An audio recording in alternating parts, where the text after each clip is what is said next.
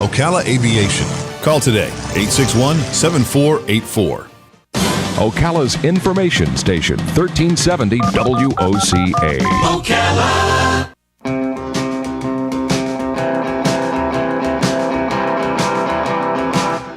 Ocala, baby, what makes you look so good? Ocala, baby, what makes you look so good? Why don't you love me like I know you could? All right, 5 minutes after 10 o'clock. Kelli Hart is not in the studio, but she's live out there somewhere. I didn't even ask her where she is, but she's calling in on the phone. Let me get her picture on this thing here. Good morning, Kelli. How you doing? Hey, good morning. How are you doing today? I'm okay. Where are you? I am home. You're home. Why didn't you come in? Why didn't you come in here? This morning. Well, I have somebody showing up to my house to look at a project that I've been working on, and so I couldn't leave because how they give you that window of time. Oh, okay. So I'm held hostage here in the meantime. So I thought, well, it's okay. I'll call in so I can handle both things. No problem. Hey, 90%. I think 90% of our interviews are over the phone. So.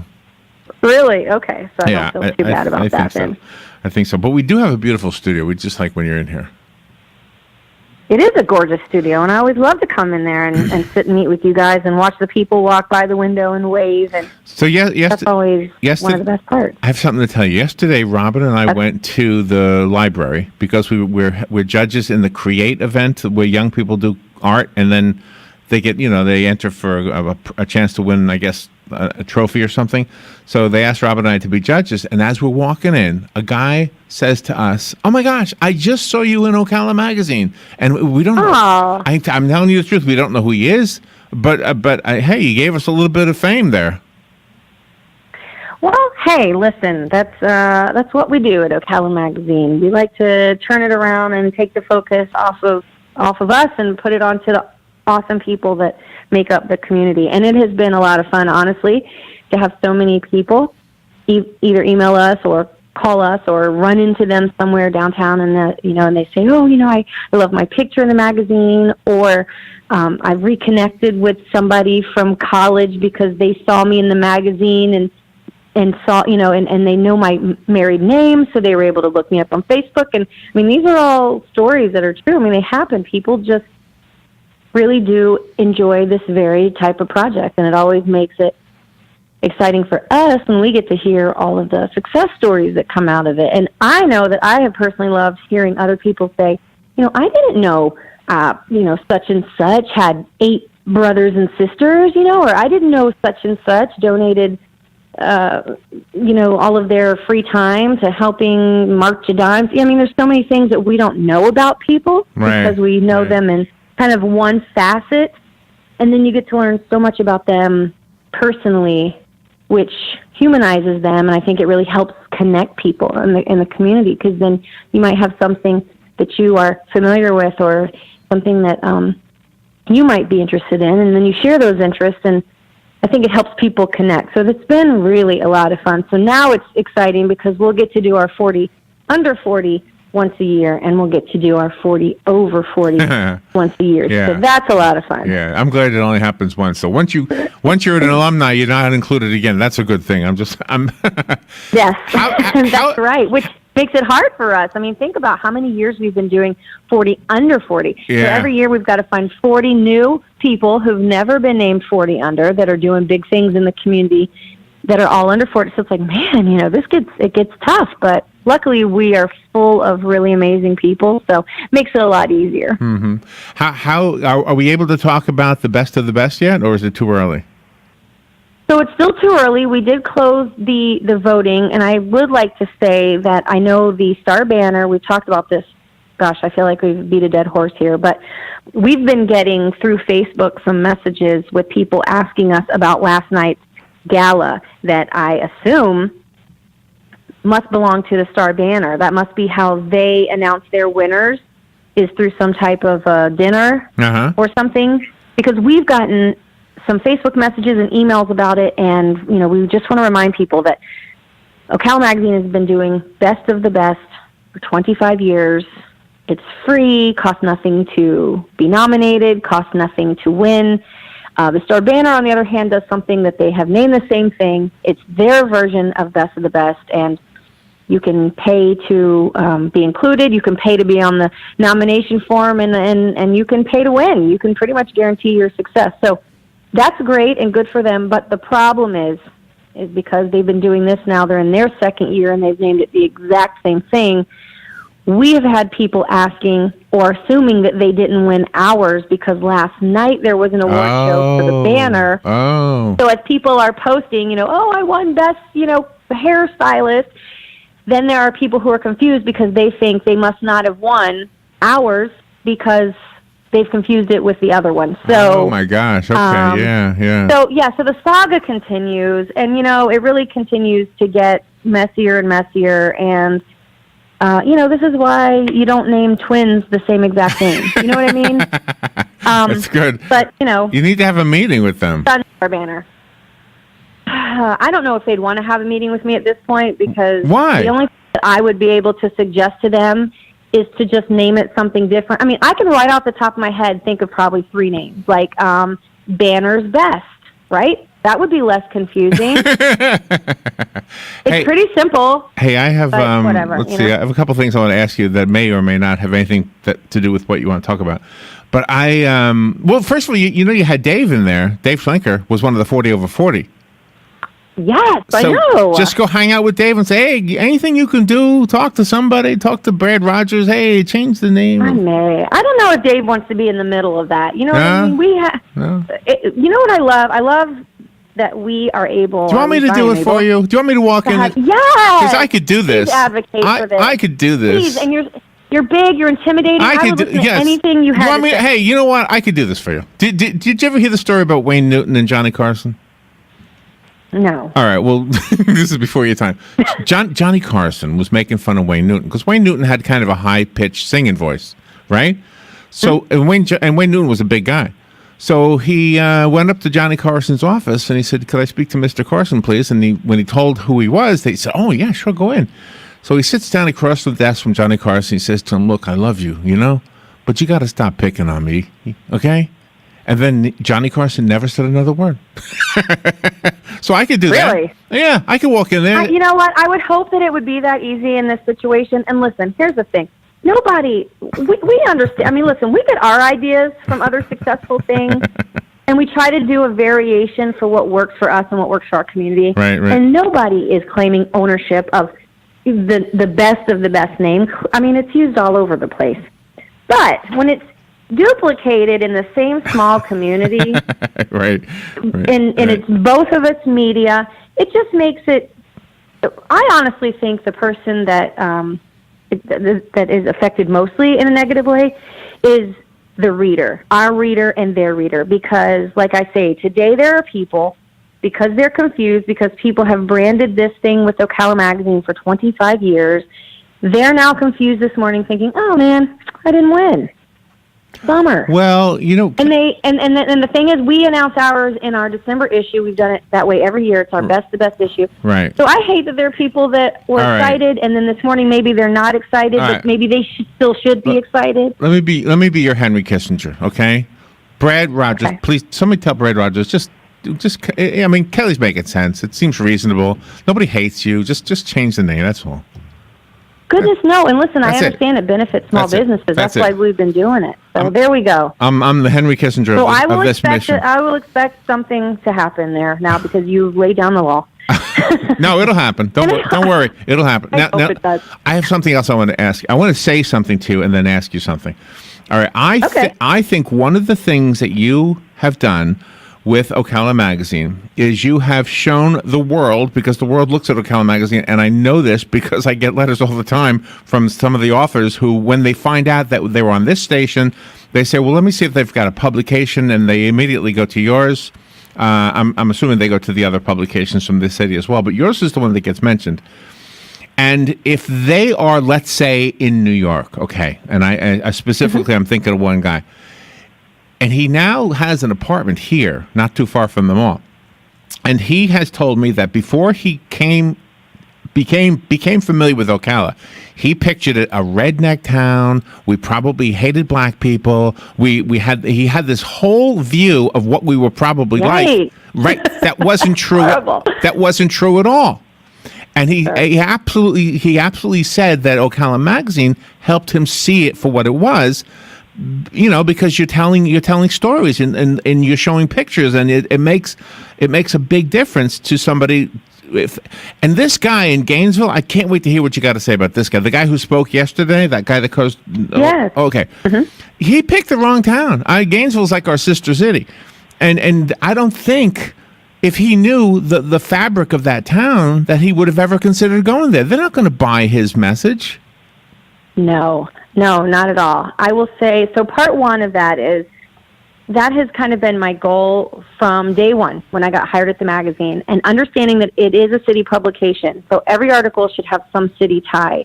But we want to be a destination. Ultimately, we want to be and have the same reputation and enthusiasm about visiting as a place would, like St. Augustine or, Daytona Beach. I mean, people love to go and visit these places, even if it's just for a quick weekend trip. In fact, I'm leaving later tonight to go to St. Augustine for the weekend. Just, it's like a home away from home. That's what we want to be looked at in Ocala, to know that people can come here. We have great shopping. We have great dining, great cuisine, a diverse population. And some of that was missing. So that's why when it comes time to plan our editorial, and I will make a bold claim here in saying that I think I know Ocala Magazine has the most diversity of any publication in Marion County. And that would exclude the Banner, because, they're just reporting facts. So they can only be as diverse as the people who give them the stories. But in planning editorial, we take diversity seriously, and we take it into consideration in everything that we write. So when someone does pick up our magazine somewhere else and they do flip through it, they don't get that stigma of, okay, this is a bumpkin town that only serves, like barbecue on the corner, and everybody's in like boots. Not that those are bad things. I do love barbecue, but you know what I'm saying? Yeah. We want people to pick it up and be excited about the diversity. As far as yesterday goes, I was reading through, of course, it was like the topic of everybody's conversation, and I was reading through on Facebook, having to ask myself, how do I really feel about this thing? Because, my whole premise and my whole job is based on this freedom of speech, but I also know how other people's defense of their freedoms of speech have made me feel. And so I really kind of had to ask myself how I feel about it. And this is how I feel about it. I think that the guy should have his freedom of speech like anybody else. And I think if it was a nominal fee to rent the venue and he was able to cut that check, then he should be able to rent the venue just like anybody else. Do I agree with his message? Absolutely not. I think that the guy is just asking for it, but he's entitled to his opinion just like everybody else. And I have watched for the last, I don't know how many months, everybody talking about the NFL, and everybody talking about the taking the knee, and everybody talking about that's his freedoms. And are those same people going to defend this guy's freedom, I guess, is my question. So if we're going to preach freedom, we have freedoms, everyone's entitled to their opinion, then this guy would fall under the same umbrella. And I think we have to understand that if he went about it the right way and cut the check and rented the venue, then he should be entitled to go inside there and stand at the podium and spew his stupid ignorance all day long. Now, who's going to go in and listen? Who's going to buy the tickets? And what that's going to mean for the people there? That's a different story. Well, I was not so much worried about the guy at the podium. I was worried about the people standing outside. Oh, yeah, yeah. Doug Engel from the Star Banner put a video on the Star Banner site, and he was backing up, getting video of this guy with a Nazi guy. He had swastikas on his shirt, and the kids were just yelling at this guy. And one kid threw a punch at the guy, which obviously is wrong. That's wrong. So the police had to actually protect the guy that they were all yelling at. But I think Doug put himself in harm's way. I'm glad he was okay after all of that. But gosh, it could have. That's scary. It could have been bad. journalist right there, a news journalist, having to be in the mix of that. I was telling someone yesterday, that is something that I would have gone to sit and listen to, just because I'm always intrigued at the mind of somebody who just thinks totally opposite of me. That's intriguing to me. The same way as, like, I watch these documentaries on serial killers, because I couldn't imagine being sick but I am always maybe that's my psychology in me, is I'm intrigued by it. And I would be intrigued to listen to this guy, although I know I'd be so probably angry inside at his ignorance. But I wouldn't put myself in harm's way to go. And I mean, I was going to stay as far away from Gainesville yesterday as humanly possible, because it's not worth, my intrigue is not worth injury, One of the quite often mentioned keys to success is by doing market research. Everybody says if you're going to try to sell something, do some market research so you're talking to the right people. Well, I think that's where he fell short. If he did his market research, he would have found out that Gainesville is not going to buy that message. I mean, there were 12 people in the front row there that agreed with him, that wanted to hear his message. The rest of that auditorium didn't want to hear it. Right. That's bad market research, if you ask me. It's bad market research if what he was hoping for, if his outcome was in hopes of people, kind of co-signing and saying, yes, I agree with you. But if you really think about how his name was trending for the last week. Yesterday, big time, all over the internet. So if what he was really wanting was just to be trending, to be a trending topic, and to have his name mentioned hundreds of thousands of times online, then he probably did choose the right place, because if he went and sat down inside of a building surrounded by like-minded people, no one would have even mentioned it. Do you know what I was surprised I'm sorry. You know what I was surprised I didn't see in the pictures were, I don't know if you saw this trending online. The store Spencer Gifts, do they still exist in Ocala? I don't know. They do. They used to be here in the mall. Are they still in the mall? Okay. Yeah, they are. Well, they had a hat that looked like a phallic symbol. They had a hat. Okay, yes. You know how people are called a D-head? Okay, the D-head? Okay. Well, that was a Spencer gift. And people were buying them and wearing them. And I thought for sure this guy's going to have a whole auditorium filled with D-heads. If you know. Well, I guess Spencer's did their market research. Good for them for having something available to those consumers. But, yeah, well, it's got to. I think they were embarrassed by the last name. Where there's, listen, you can think what you want, you can say what you want, as long as you don't disagree with me, that type of a mentality. So we've just gotten to a place now where everybody feels entitled to their opinion, and some of the opinions that I have seen in the last few years have just blown my mind, but that's also my opinion. I could be also wrong and people disagree with me. So I just think that people should operate under their opinion in a way that is safe for all and on their own time. I don't think anyone else should abuse their platforms to push their own agenda, and that's what some people have recently been doing. And I just have your opinion, but make sure it's safe for all. And don't push your agenda using someone else's platform. Create your own, and I think that everybody would be a little bit better. I do think that you come to that conclusion for the same reasons that Robin and I do, is because doing a talk show and being a magazine editor, it kind of puts you in the same exact position. You have something very much in common with what we do, in that you realize that what you think is right isn't what everybody else thinks is right. And you sort of have to respect other people's intelligent opinions. Yes. In his case, I think you could argue there wasn't much intelligence behind it. That's my thought, by the way. But at the same time, we recognize exactly the same thing you recognize, that you have to be careful. You do. You have to be careful. And I was glad this morning when I woke up, and of course I went online and didn't hear of anything too horrible that happened yesterday. Just a few things here and there, but for the most part it could have been much uglier. So I am grateful that the day came and went, and everybody can kind of get back to business, and then he'll carry on and float somewhere else and take all of his, foolishness elsewhere. And I think he's put a target on his back, but a lot of people do that. And if that's, if they're that passionate about their platform, then hey, so be it. But I'm glad that in my job, much like yours and Robin's, we are out trying to promote positivity. We're looking for the good in people. We're trying to spotlight and showcase people that are making big positive differences. And at the end of the night, I know I can go to sleep and think, I'm pretty proud of what my media does compared to most. So I know that I'm pretty proud of that. So can you believe, just got the last 5 minutes, something really up. Can you believe that Light Up Ocala is less than a month away? It is hard to believe.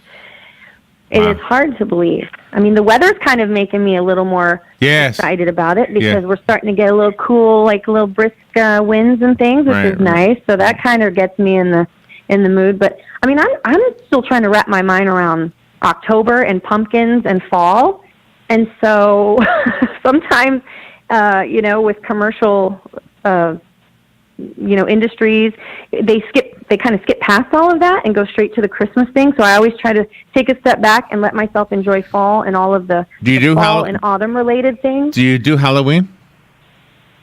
We do. Every year Lily likes to dress up and do the whole thing. Now she's 11 now. She just turned 11 on Wednesday, so I'll have to sit down and reassess if she's, too cool now for that. And if so, then we'll sit at home and do the passing out of the candy, which I've never gotten to do because we've always been the one out getting the candy. So I think it might be fun to be at the door and see all the costumes. So we'll see what she wants to do. I think she's still at the age where it's fun for her to dress up and eat candy and all that kind of stuff. So we'll see. But yeah, we usually try to go to the safe trick-or-treat places. Some of the different establishments that have safe trick-or-treating set up. There was an article we had the other day. It was questioning men and women about adult Halloween costumes. And the men were asked, what kind of adult Halloween costume do you want to see women in? And the women were asked, what kind of adult Halloween costumes do you want to wear? And the women said, which princess and... Well, I can't remember the third one. But the men said, cat... cat nurse and gosh, I can't remember the third one. But anyway, it was funny and predictable. It was very predictable. So, well, it's funny when I've gone online before to look for costumes. It seems like as long as you just type in like sexy blank, like it doesn't matter what the blank is. Women just are always looking for like, oh, I want to be like Little Red Riding Hood, but I want to be sexy Little Red Riding Hood. Right. I want to. A teacher, but I want to be a sexy teacher. And they have these outfits out there. If you Google sexy blank anything, they are out there. And I think some ladies who've just been itching to get into that like short little latex thingy. This is the night. Thank God for that. I say thank you, God, for people wanting to wear those sexy costumes. Yeah, well, they're out there, and you'll see them in full force. I'm certain at the end of the month. So I think we're seeing them already. Congratulations! Outside the window here.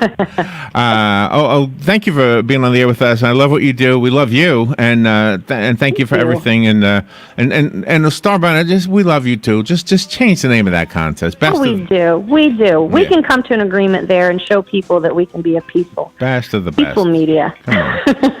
give them an idea. Best of the banner, right? Best of the banner. The banner's best. I mean, there you go. I just solved the problem.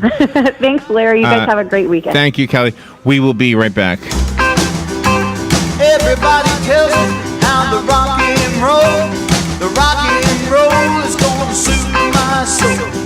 I don't care about no rock and jive. Just wanna be your man tonight.